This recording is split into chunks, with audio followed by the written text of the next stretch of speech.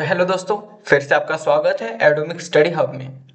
सो आज जैसा कि आपने पहले ही थंबनेल में देख लिया होगा, आज का हमारा विषय है BHIC 106 आधुनिक पश्चिम का उदय, an overview of whole book. Whole book का मीन्स क्या है, किस पूरी बुक का आपको ओवरव्यू मिलने वाला है इस वीडियो के अंदर।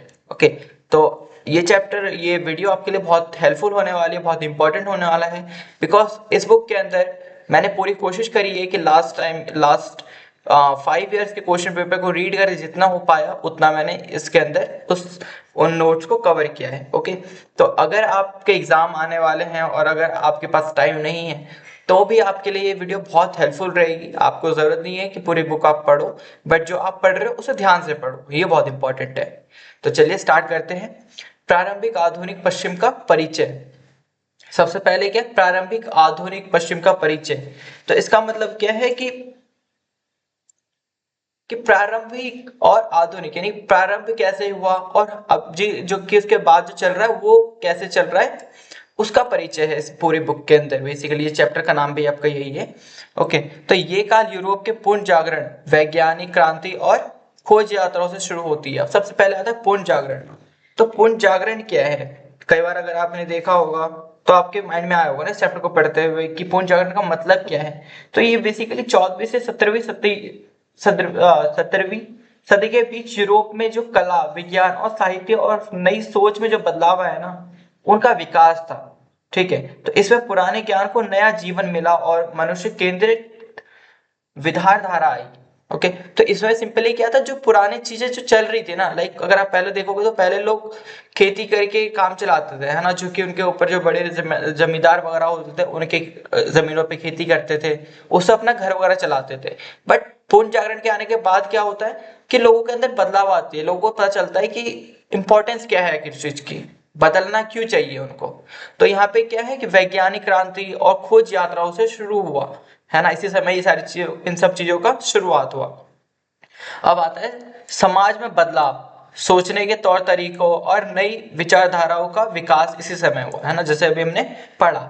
और मानवीय मूल्य, यानी कि लोगों के मूल्य, लोगों की इंपॉर्टेंस पता चली, है ना, स्वतंत्रता और समानता की बातें इसी युग में महत्वपूर्ण होती हैं, है ना। स्वतंत्रता जो आज हम पढ़ते हैं या समझते हैं, देखते हैं समाज में, तो ये सब, इन सब चीजों की शुरुआत कहीं ना कहीं उसी समय से हुई है। ओके, तो चलिए इसी के नेक्स्ट क्वेश्चन। सर, सामंतवाद से पूंजीवाद। अब सामंतवाद से पूंजीवाद, ये बहुत इंपॉर्टेंट क्वेश्चन है। बेसिकली इसके अंदर जितने भी पॉइंट्स आने वाले हैं आप उन सबको एक क्वेश्चन लेके चल सकते हैं। ओके, तो ये बहुत इंपॉर्टेंट है सभी। अब आता है सामंतवाद। सामंतवाद क्या था, सामंतवाद किसान, जो अभी मैंने आपको बताया है ना, किसान जमींदार की भूमि पर कार्य करता था, है ना, और सुरक्षा के बदले उपज का हिस्सा देता था। यानी कि जमींदार, उस समय बेसिकली काम क्या होता था कि जमींदार के पास बहुत सारी जमीन होती थी। अब उनको चाहिए भाई कोई मजदूर मिले, कोई किसान मिले जो मेरी जमीन पे काम करे और उससे मुझे फायदा हो। तो उन्होंने क्या करा, जो कि किसान थे उनको उन्होंने इस मतलब शर्त पे रखा कि आप काम करो, ठीक है, आप अपना घर चलाओ, पर उसके बदले क्या होगा कि आपको जो उससे जो पैदावार होगी, ठीक है, उनसे जो उपज होगी उसका कुछ हिस्सा मुझे देना होगा, एज ए टैक्स कह सकते हो आप, है ना। तो इस तरह से लोग काम करते थे। बट पूर्ण जागरण आने के बाद क्या बदलाव हुए, अभी मैंने इससे ठीक पहले आपको बताया, है ना। जैसे भौगोलिक खोजों के बाद व्यापार, है ना, का विकास हुआ और पूंजीवाद की शुरुआत हुई। तो ये सब चीजें कहाँ से है, भौगोलिक खोज, जो हमने क्या कहते हैं छोटी क्लास वगैरह, छोटी क्लास में जो हमने भूगोल वगैरह पढ़ी होगी, तो ये चीजें आपने भी पढ़ी होगी ना, भूगोल वगैरह की किताबें भी हैं। तो इन सब चीजों की जो शुरुआत है वो सामंतवाद के बाद धीरे धीरे होनी स्टार्ट हो गई।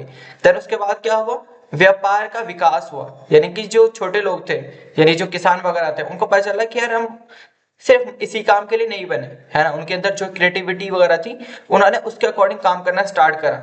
और साथ ही साथ जो बड़े जमींदार वगैरह थे या जो बड़े लोग थे, अमीर लोग थे, उन्होंने क्या करा, उन्होंने अपने व्यापार को बस सीमित नहीं रखा, जो पहले सिर्फ उन्हीं के एरिया में था, अब वो बड़ी बड़ी कंट्रीज वगैरह से या फिर बाहर के देशों से संपर्क करने लग गए, अब उनसे व्यापार करने लग गए थे। नेक्स्ट है यूरोप की खोज यात्रा और उपनिवेशवाद। अब यूरोप की खोज यात्रा का मतलब क्या है कि कैसे खोज वगैरह की शुरुआत हुई, है ना। अगर आप 15वीं सदी में जो वास्को डिगामा, आपको ये नाम पढ़ के कुछ याद आ रहा होगा, है ना। वास्को डी गामा, आपको याद होगा कि वास्को डी गामा ही थे जिन्होंने कि भारत आने वाले रास्तों के खोज किए, है ना। भारत आने वाले रास्तों का खोज किया, सिर्फ क्यों? क्योंकि व्यापार एक मतलब एक मकसद था, व्यापार करना है, व्यापार कैसे बढ़ाया जाए ज्यादा से ज्यादा। कोलंबस और अन्य यूरोपीय खोज यात्राओं ने विदेश व्यापार, उपनिवेशवाद और नए बाजारों का विकास किया। ओके, तो इन सब ने क्या करा, 15वीं सदी में बाहर निकले वहां से, है ना, यूरोप से धीरे धीरे बाहर निकले उन जगहों से जहां पे पहले थे, और अपना विकास करना स्टार्ट करा। व्यापार बढ़ेगा तो उनका खुद का विकास भी होगा, है ना, उससे लोगों से मिलने का मौका मिलेगा, उनको नई नई चीजों को सीखने का मौका मिलेगा, इस टाइप से चीज। अब आता है, इससे प्रभुत्वशाली उपनिवेश राज्य बने और विश्व की राजनीति बदली। अब इससे क्या हुआ ना कि किसी भी कंट्री के लिए नॉर्मल, अगर मान लो कि इंडिया है हमारा, अगर इंडिया को बहुत सारा व्यापार करने का मौका मिलता है, या बहुत सारे जो बाहर कंट्रीज है या बाहर कंपनीज है उनका बहुत सारा इनको ऑर्डर मिलता है, तो क्या होगा, इससे हमारे देश का ही विकास होगा। और सेम चीज अगर हमारे देश की कंपनियां बाहर की कंट्रीज में जाकर के अपना व्यापार करती हैं, वहां का जो कि वहां से जो भी कमाते हैं अगर वो हमारे कंट्री में भेजते हैं, हमारे देश में भेजते हैं, तो क्या होगा, भारत का भी विकास होगा। सिंपल ही है ना। तो विकास करने के लिए लोग वहां से निकले, यात्राओं की शुरुआत हुई। अब आता है पुनः जागरण। हमने ये पहले ही पढ़ा था ना, अभी जस्ट अभी थोड़ी देर पहले हमने पढ़ा था इस वीडियो में, पुनः जागरण। तो पुनः जागरण ये बार बार आ रहा है, जो बहुत इंपॉर्टेंट है ना, आप इसको नोट कर लीजिए, बहुत इंपॉर्टेंट है आपके एग्जाम पॉइंट ऑफ व्यू से। अगर आपको इससे रिलेटेड थोड़ा सा भी कुछ आता है ना, तो आप इसको लिख सकते हैं उसमें। ओके, तो इटली से शुरू हुआ। अब इटली से शुरू हुआ का मतलब क्या है कि इटली में स्टार्टिंग से धीरे धीरे करके लोगों के अंदर जो विकास आया, ठीक है, उन्होंने अपने विचारों को फैलाना स्टार्ट करा, विचारों का आंदोलन, ठीक है, कला, साहित्य, विज्ञान और तर्क ने नए विचार और सोच पैदा किए, ठीक है। धीरे करके अब यहाँ पे देखा जाए तर्क, विज्ञान और तर्क, अगर आपने ये वर्ड समझने की कोशिश करी होगी तो आपको पता चला होगा विज्ञान और तर्क क्या चीज है।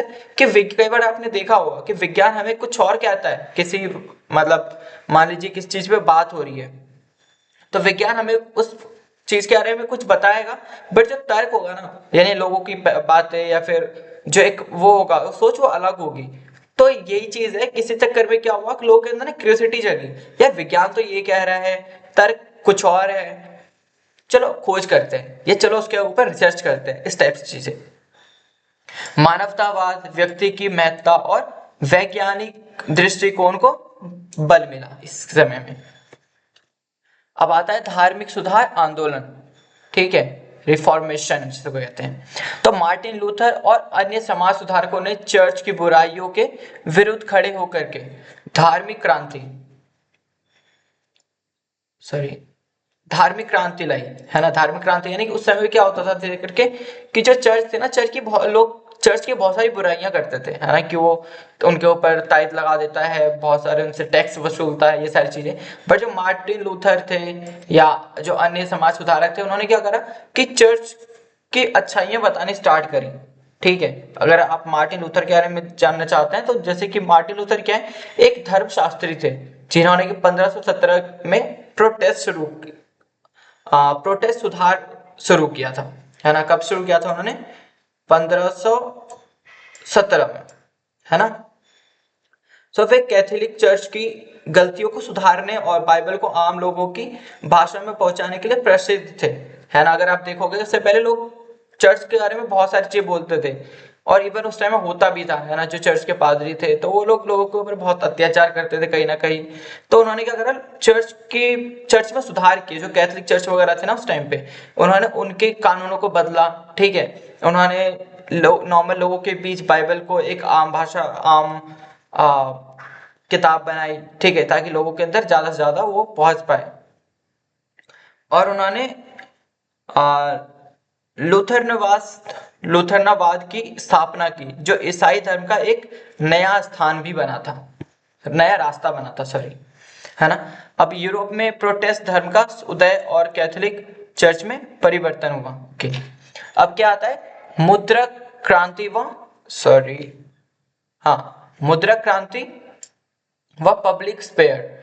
अब छपाई तकनीक के आविष्कार से विचार सूचना और ज्ञान का प्रचार आसान हुआ। अब छपाई तकनीक क्या हुआ ना कि पहले के टाइम पे देखा जाए, अगर आपने देखा होगा बहुत सभ्यता वगैरह में, तो लोग पट्टिकाओं वगैरह पे लिखते थे, है ना, पत्तों पे लिखते थे या पत्थरों पे लिखते थे। तो इससे क्या होता था कि लोग जितना लिखा वो तो ठीक है, अब कितना ही नॉर्मल इंसान है कितना ही लिख पाएगा वो, ठीक है। उससे क्या होता था कि अगर आपने एक बुक लिखी है तो उसको अगर बहुत सारे लोगों तक पहुंचाना है ना, तो उसको पहुंचाने में बहुत समय लग जाता था कि उसी चीज को छापना है, ठीक है। तो लोग लिखते लिखते, अब इंसान है कितना ही कर पाएगा। पर जो छपाई तकनीक आई ना, अगर आपने छपाई तकनीक की यानी कि जिसे प्रिंटिंग प्रेस भी कहते हैं, तो इसका आविष्कार कब हुआ था? 1500 के अराउंड कुछ हुआ था, है ना, 1500 ईस्वी में, 1500 में हुआ था आई थिंक, है ना। और किसने किया था ये? गुटेनबर्ग द्वारा, जर्मनी में कहीं पे हुआ था आई थिंक, है ना। तो इसका आविष्कार हुआ, जिसके बाद क्या हुआ कि जो नॉर्मल बच्चे थे, है ना, उसके बाद लोगों को तो किताबें पहुंचने लगे, न्यूज़पेपर पहुंचने लग गए, नॉर्मली लोगों को पढ़ने के लिए, बच्चों के पढ़ने के लिए कला, कविता, कला, विज्ञान के क्षेत्रों में नई दिशा मिली, ठीक है। सामान्य जनता शिक्षा के प्रति जागरूक होने लग गई। ये किस वजह से हुआ? मुद्रा क्रांति व पब्लिक स्पेयर की वजह से, ठीक है, मुद्रण, है ना, छपाई तकनीक वगैरह की वजह से। अब आता है राज्य व्यवस्था, राइज ऑफ नेशन स्टेट्स। अब इसमें आता है फ्रांस, ब्रिटेन आदि देशों में केंद्रीकृत राज्य सत्ता का उदय हो गया, ठीक है। यानी धीरे धीरे जबकि टाइम चेंज हुआ, ठीक है, जब टाइम धीरे धीरे बीतता गया तो क्या हुआ, बाद में अब फ्रांस, ब्रिटेन और जो कि यूरोपीय देश थे उसमें केंद्रीकृत राज्य का सत्ता उभर कर सामने आया, ठीक है।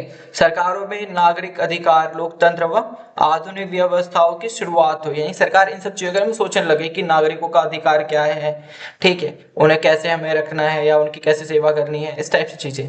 लोकतंत्र और आधुनिक व्यवस्थाओं की भी शुरुआत हुई। ओके, तो आज के लिए बस इतना ही था, और बाकी हम देखते हैं लास्ट में प्रमुख प्रश्नों के उत्तर कैसे लिखें। चलिए ठीक है, ये पॉइंट हम नेक्स्ट वीडियो में हम डिस्कस करेंगे, जिसमें कि मैं आपको बेसिकली जो मेन क्वेश्चंस हैं, है ना, मैंने जैसे आपको बताया इस वीडियो के स्टार्टिंग में कि ये वीडियो लास्ट 5 इयर्स के क्वेश्चन को रीड करके बनाया गया है ना, उसके ऊपर बेस्ड रही है, तो आपके लिए बहुत इंपॉर्टेंट है ये वीडियो। तो अगर आपने सही से देखा होगा तो आपको बहुत सारी चीजें समझ आएंगी।